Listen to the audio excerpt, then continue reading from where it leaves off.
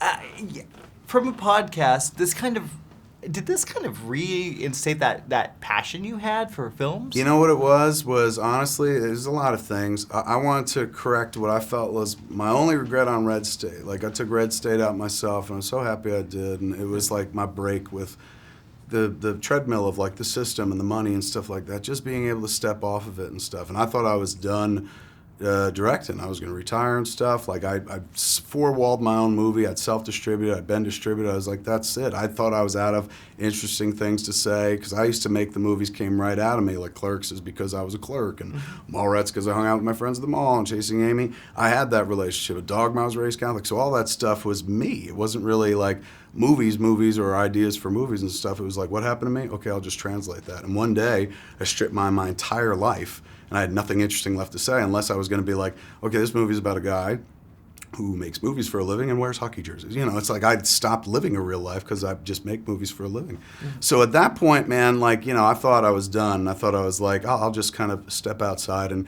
go podcast. And I fell in love with my podcasting medium, and I built that business and into a touring business. There's no money in podcasting, as we all know, right. But if you use it correctly, you know, it's great gateway to your live shows. People listen to your free shows, just like the radio.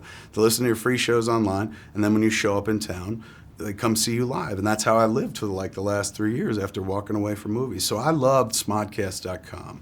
The notion of taking a podcast and turning it into a movie was such a turn on for this middle-aged fat man. Like, you know, it was like, oh my, that's different. You know, it's like, I just want to go through some doors first.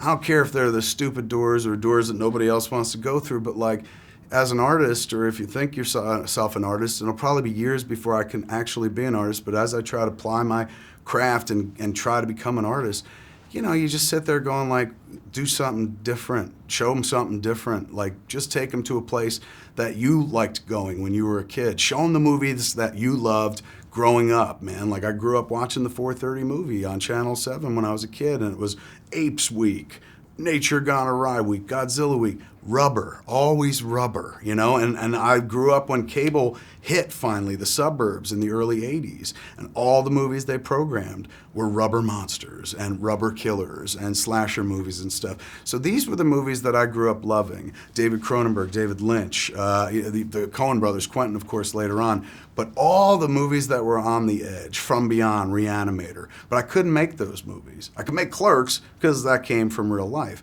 but I couldn't make those other movies. It took me 20 years build up a skill set of just making other movies about normalcy, or, you know, if you consider Clerks normal, but making movies about nothing really all that special, with the exception of the poop monster and Dogma. It's the only real rubber work.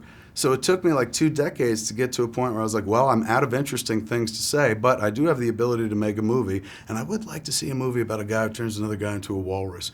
And that's the alchemy that gets us to Tusk.